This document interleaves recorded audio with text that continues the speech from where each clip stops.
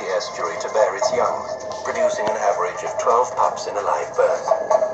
The young Zambezi sharks spend the first few years of their life in the rivers and lakes, feeding on marine and freshwater fish species, as well as the odd turtle hatchling swept into the system.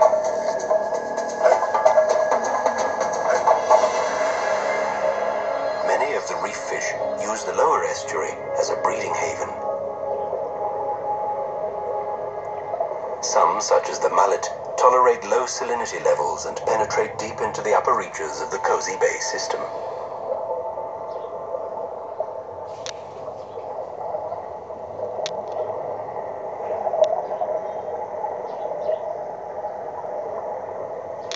Others, like the spotted grunter, have adapted to feeding on mud-dwelling prawns and crabs.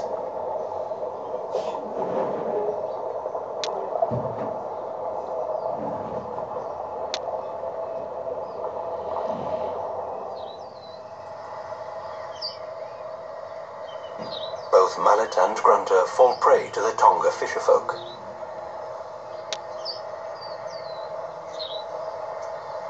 These traditional people use networks of staked corals and basket fish traps that loop out across the mudflats and tidal shallows.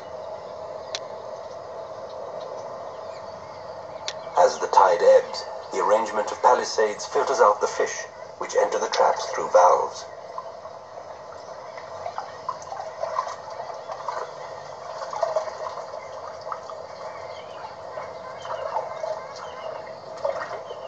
Once or twice a day, the Tonga fishermen empty the baskets, hopefully carrying home a spear stacked with food.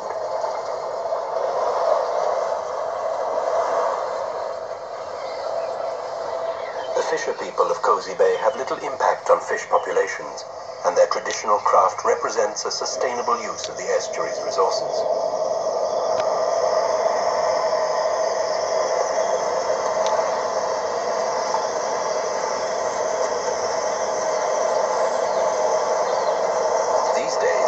Also pose no threat to the turtles.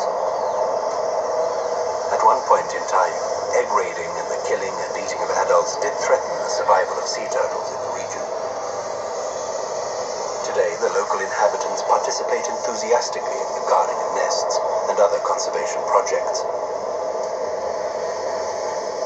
Indeed, the whole Kosi Bay estuary falls under the control of the KwaZulu-Natal Nature Conservation Service.